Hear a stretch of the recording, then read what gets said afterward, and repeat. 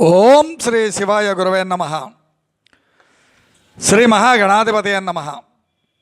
శ్రీమదాంధ్ర మహాభారతం కవిత్రయ విరచితం అశ్వమేధ పర్వం కృతికర్త తిక్కన సోమయాజి అమృతవర్షిణి ధారావాహిక 379వ రోజు తత్వదర్శిని కార్యక్రమానికి ఆధ్యాత్మిక ప్రవాచకులు మీ దీకొండ చంద్రమౌళి రసజ్ఞులను ఆహ్వానిస్తూ అయ్యా నేటి వరకు మనం ఈ అశ్వమేధ పర్వంలో శ్రీకృష్ణ పరమాత్మ ఉదంకుణ్ణి ఉద్ధరించే ఘట్టాన్ని మనం ముచ్చరించుకుంటూ ఉన్నాం.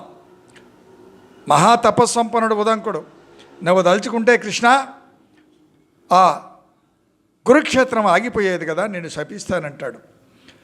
అప్పుడు కార్యకారణులకు బీజం ఎలా ఉంటుందో వివరిస్తూ ఉదంకుడిని ఉద్ధరించే నిమిత్తంగా స్వామి అపార కరుణా సముద్రుడు కదా, కాబట్టి ఉదంకుడికి జ్ఞానోదయం అయ్యేలా ఏం చెప్తాడు. యజ్ఞ పరాయణులు నన్ను స్తుతిస్తారయ్యా, పాపులు ప్రాయశ్చిత్తం ఆచరించి దోష విముక్తులవుతారు, త్రిమూర్తులు కూడా నేనే, ధర్మస్థాపన శిష్ట పోషణ నా లీలలు.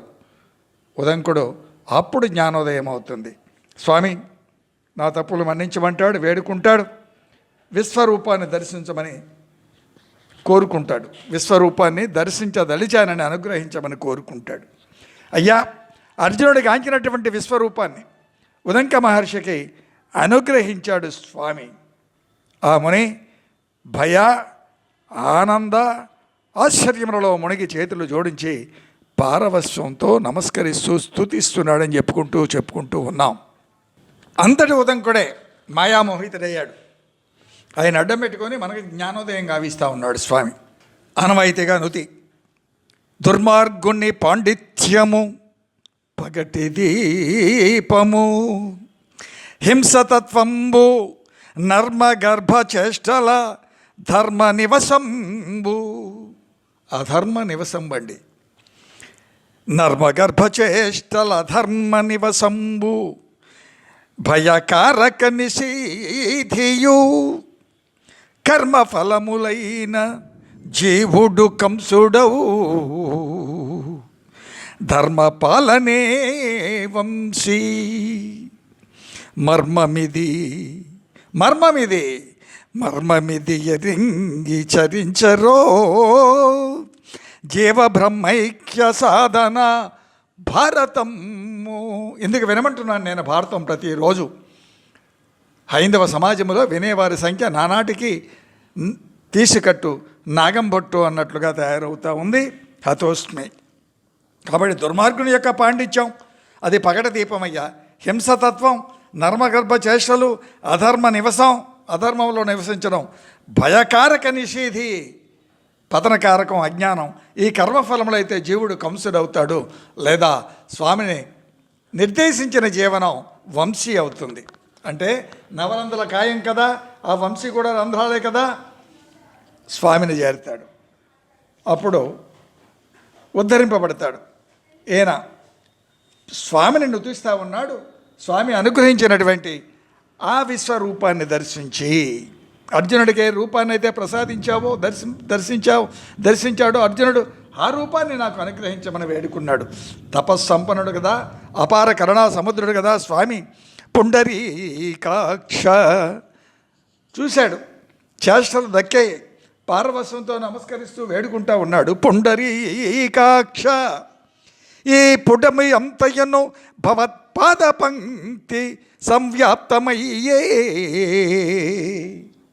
అంబరం బెల్లను ఆవృతమయ్యే నీ మహిత సముజ్వల మస్తకముల అంతరిక్షము ధావకాద్భుత కుక్షిదేశంబుల చేత సంఛిన్నమయ్యే భవదీయ మహనీయ బాహార్గళాని చ యాపిహితములయ్యే అన్ని దిశలు బహుచరణముల బహుశిరోభాగములను బహుజఠరముల బహుభుజా ప్రకరములను దేవగిట్లు సర్వంబును నీవ దేవ ఎట్లు సర్వంబును నీవయైత అచ్యుతిది నాదు కన్ను మనంబుదనిపే.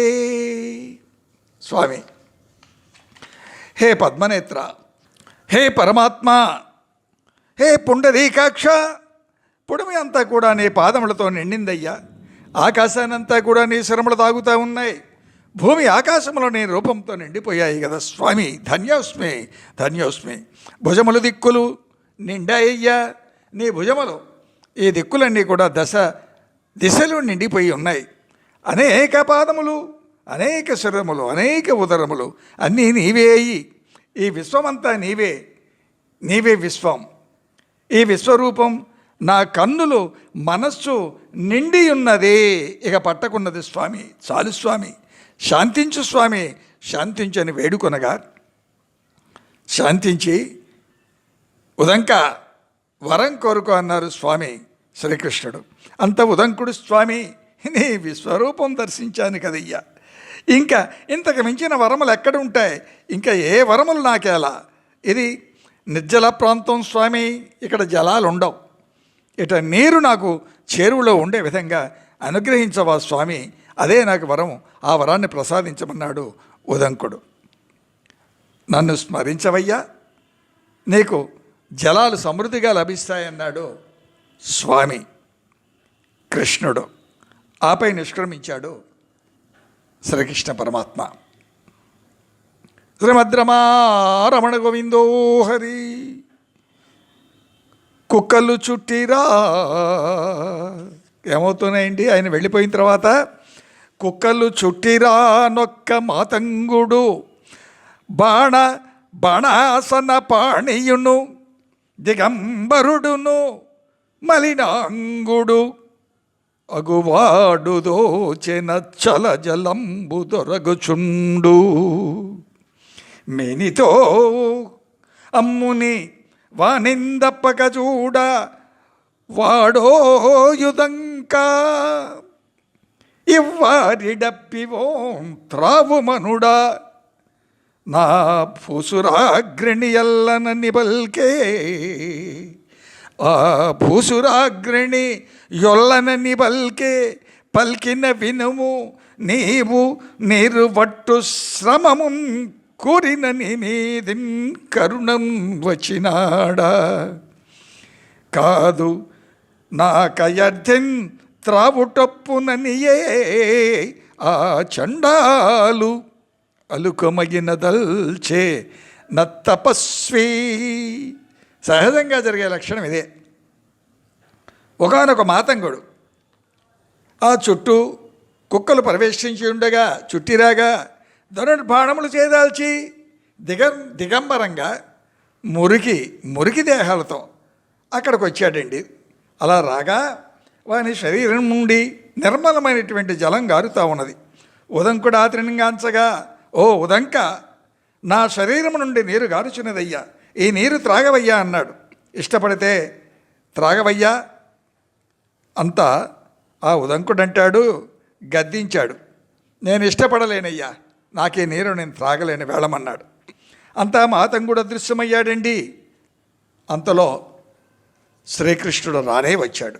వచ్చి, అయ్యా ఏమి వరం, నిన్ను స్మరిస్తే చాలు నీరు లభిస్తుందన్నావు స్వామి, దేహం నుండే కారే నీరా, ఆ నీరు నాకు ఇస్తావా?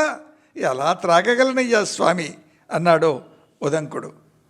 అంతా అది అమృతమయ్యా, అది అమృతం. ఆ వచ్చినవాడు ఎవరనుకుంటున్నావు? సాక్షాత్తు ఇంద్రుడు. నేనే పంపానయ్యా, నిన్ను అనుగ్రహించే నిమిత్తంగా ఆ ఇంద్రుడు వచ్చాడు. సరే అయినా ఉదంక, మేఘాలను కల్పిస్తానయ్యా, నీరు వర్షిస్తుంది, ఆ నీటిని నువ్వు గ్రోలవచ్చు అన్నాడు. ఉదంక మేఘాలంటారండి వాటిని ఆనాటి నుండి.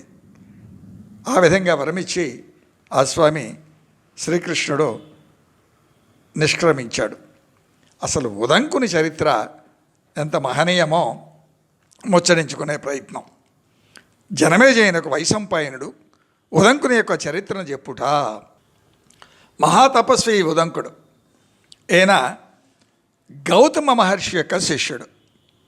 అక్కడ చాలా కాలంగా ఉదంకుడు గురువైనటువంటి గౌతమ మహర్షిని భక్తిగా సేవించాడండి. ఓనాడు ఓ పెద్ద కట్టెల మోపు ఆ తల మీద పెట్టుకొని తీసుకొని వచ్చాడు. అది కింద పడవేశాడు ఆశ్రమంలో. మరి వాళ్ళకి కావాలి కదా అగ్నిహోత్రం. ఆ ఉదంకుని యొక్క తల యొక్క వెంట్రుకలు ఆ మోపులో చిక్కుకున్నాయి. కొన్ని అవి తెగి ఆ మోపుతో పాటు పడిపోయాయి. ఆ వెంట్రుకలు తెల్లబడి ఉన్నాయి. చూసుకున్నాడు. ఓహో, తన వయసు మరలింది కదా అని గ్రహించినటువంటి ఉదంకుడు శోకించాడు. ఎందుకు? ఆ కన్నీటిని దోషుల్లో బట్టి తెమ్మన్నాడు గౌతముడు. కూతురుని పంపాడు. ఆమె ఆ కన్నీటిని దొయిల్లో పట్టగా ఆ కన్నీటి వేటికి చేతులు కాలగా ఆ కన్నీరును వదిలేసింది. అది నేలపాలైంది.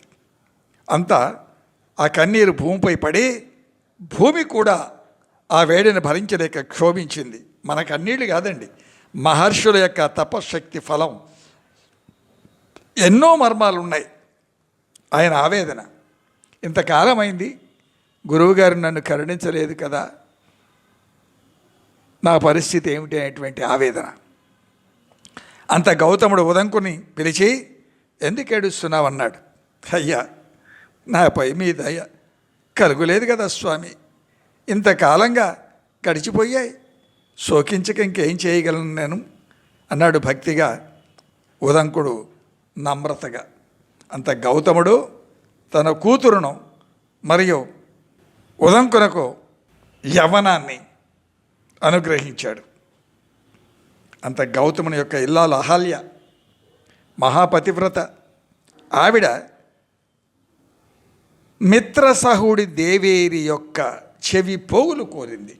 మిత్రసహుడు అనేటువంటి మహనీయుడు ఆయన యొక్క భార్య యొక్క చెవి పోగులు నాకు కావాలి, తెప్పించమని కోరింది. సరే, ఉదంకుడిని నియమించారు, వెళ్ళి తీసుకురా అని. వెళ్ళాడు ఉదంకుడు. విషయం ఎరిగినటువంటి గౌతముడు ఆ సౌదాసుడు అంటే మిత్రసహుడు, అతని పేరు సౌదాసుడు, అతడు శాపం వలన నరమాంస భక్షకుడై ఉన్నాడు. అతనిని కాపాడదలిచే గౌతముడు ఇతన్ని పంపించడం జరిగింది. ఉదంకుడు నిర్జర అరణ్యంలో ఆ సౌదాముని గాంచి అతనికి నమస్కరించి, అతని ఒళ్ళు అప్పటికే రక్తంతో తడిసి ఉన్నది భయంకరంగా. ఎందుకు? శాపగ్రస్తుడు కదా, రాక్షసుడిగా మారి ఉన్నాడు. అతను రా నాకు ఆకలిగా ఉన్నది, నీవు వచ్చావు, భలే సమయానికి వచ్చావు అన్నాడు. ఎంత భయంకర సన్నివేశం అండి. నేను గురువుగారి కొరకు వచ్చానయ్యా, కార్యార్థినై వచ్చాను, ఇలా పలుకురాదు సుమా, నేను గురువుగారి పని పూర్ణంగా సంపన్నం కావించి మరల వస్తాను, నీకు మాట ఇస్తున్నాను, అప్పుడు నన్ను తినవచ్చు అన్నాడు ఉదంకుడు. నీవు దాన గుణం కలవనివని యాచించవచ్చానయ్యా అన్నాడు ఉదంకుడు. ఈయన దేవేరే ఆ చెవి పోగుడు తెమ్మని అమ్మ కోరుకుంటే అహల్య, ఈ ఉదంకుడు వచ్చాడు ఇక్కడికి. ఏమి కోరి వచ్చావన్నాడు ఆ సౌదాసుడు రాజు. నీ భార్య ధరించే కుండలాలకే వచ్చానయ్యా, అవి ఇప్పిస్తే చాలన్నాడు ఉదంకుడు. సరి నీవు నా భార్య వద్దకేగి కుండలాలు గ్రహించు, ఆ కనపడేదే ఆవిడ యొక్క నివాసం అన్నాడు సౌదాసుడు. అలాగే ఉదంకుడు ఆవిడ దగ్గరికి చేరుకున్నాడు. ఆవిడని అర్థించాడు. ఓ ముని, రాజు దగ్గర నుండి ఆనవాలు కొని రావయ్యా అన్నది ఆ ఇల్లాలు. మళ్ళీ వచ్చాడు ఉదంకుడు, సౌదాసుని చేరుకున్నాడు. అయ్యా, అమ్మగారు చెప్పినటువంటి మాటలన్నీ కూడా ఇక్కడ వివరించాడు. ఆ రాజు సంకేత భాష ఒకటి చెప్పాడు ఇక్కడ. ఈ విధంగానే క్షేమము అని నిశ్చయించలేం. పోని దీనిని వదిలితే వేరే గతి లేదు. ఈ మాటలే గుర్తు. చాలా నర్మగర్భ వ్యాఖ్యలండి. ఇది ఈ విధంగానే క్షేమం అని ఎవరు ఊహించలేరు. కార్యకారణములకు బీజం ఎక్కడో ఉంటుంది, ఆ కార్యం ప్రకారంగా అది నడుస్తుంది, నడిపిస్తూ ఉంటుంది. అలాగని ప్రతిదీ అలా తోసేయకూడదు. ప్రధానమైనటువంటి ప్రాప్తాలు ఇలాగనే ఉంటాయి. ఎందుకు? ఈయన శాపగ్రస్తుడై ఉన్నాడు, నరమాంస భక్షకుడిగా మారి ఉన్నాడు ఈ రాజు. ఈ మాటలే గుర్తని చెప్పమన్నాడు. అంతా ఆ ఉదంకుడు ఆ సౌదాసిని యొక్క భార్య అయినటువంటి మదయంతిని, మహాపతివ్రత ఇల్లాలు, ఆ మదయంతిని చేరుకొని అలాగే చెప్పాడు. ఆవిడ ఈ కుండలాలకై దేవ గంధర్వ నాగులు తిరుగుతూ ఉన్నారు. అటు దేవతలు, ఇటు గంధర్వులు, నాగులు, యక్షులు వీళ్ళంతా. కాబట్టి వీటిని ధరిస్తే ఆకలి దెప్పికలు, అగ్ని, విష, వ్యాధి, భూత, భేతాళ పీడలుండవు, జాగ్రత్తగా కాపాడుకొని తీసుకొని వెళ్ళవయ్యా అని తీసి ఇచ్చింది. మిగతా విషయం రేపు ముచ్చరించుకుందామా మరి. స్వస్య ప్రజాభ్య పరిపాలయంతాం న్యాయేన మార్గేణ మహిన్మహీష గోబ్రాహ్మణేభ్య స్వమస్తు నిత్యం లోకా సమస్త సుఖినో భవంతు. ఏతే సర్వం శ్రీ సీతారామచంద్ర చరణారవిందార్పణమస్తు. ఓం శాంతి శాంతి శాంతి. అయ్యా మీకు తెలుసుగా అయ్యా అంటే తప్పకుండా కార్యక్రమాన్ని వినండి, మీ అభిప్రాయాలను యూట్యూబ్లోనే ఉంచండి. గడప లోపల కులం, గడప దాటితే హిందువులం. ధర్మో రక్షతి రక్షిత, ఆచరణతో ధర్మం రక్షించబడుతుంది, నినాదములతో కాదు. శ్రీ రామాచార్యులను సబ్స్క్రైబ్ చేసి ఆచరించ ప్రార్థన. సీతారాం.